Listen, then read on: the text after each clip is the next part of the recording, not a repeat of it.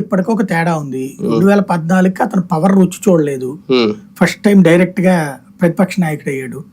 కాబట్టి అప్పుడు ప్రభుత్వం నుంచి కాపాడుకోవాలి అట్లాంటి సమస్య లేదు. ఎందుకని అప్పుడేమి దాడులు గీడులు అదేం లేదు కదా.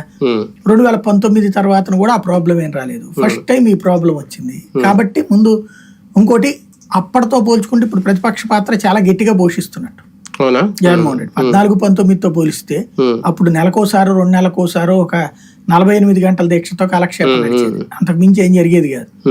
అట్లా తర్వాతకి పాదయాత్ర ఆడావిడి నడిచిపోయింది. ఇప్పుడు అట్లా కాదు, సిన్సియర్ గా ప్రతిరోజు సమీక్ష చేసుకుంటున్నాడు, దాంట్లో మార్పు చేర్పులు చేస్తున్నాడు, కొత్త ఎక్కడెక్కడైతే లేదో పిలిచి మాట్లాడుతున్నాడు, ఇదంతా చేసుకెళ్తున్నాడు. కాకపోతే మాట ఎంతమంది వింటారు? ఇప్పుడు పక్కన ఆయన సమీక్ష చేస్తూనే ఉన్నాడు, వెళ్ళిపోయే కార్పొరేటర్లు, వెళ్ళిపోయే కౌన్సిలర్లు, వీళ్ళందరూ పోతానే ఉన్నారు. అయితే ఒకటే మొక్క, ఓ నాయకుడు వెళ్ళి జగన్ అడిగాడట, ఎట్లాగా ఉంది వీళ్ళు వెళ్ళిపోతారంటే, ఏముందన్నా వాళ్ళు గ్రౌండ్ లెవెల్లో ఏదో ఖర్చు పెట్టుకుని ఉంటారు ఎలక్షన్స్ అప్పుడు, వాళ్ళు హైలీ కరప్టెడ్, చివరికి ఇళ్ల దగ్గరికి వెళ్ళి కూడా ఇల్లు కట్టుకుంటే డబ్బులు వసూలు చేసుకుని ఎదవాలంటే మనం ఏమంటాం? ఇప్పుడు వాళ్ళని ఆపమంటే ఏం కావాలి వాళ్ళకి? 2 ఏళ్ల పాటు ఏదో అధికార పక్షంలో ఉంటే 4 రూపాయలు సంపాదించుకోవచ్చు అని పోతారు, మనం తినలేదని కడుపు అంటూ ఉంటుంది.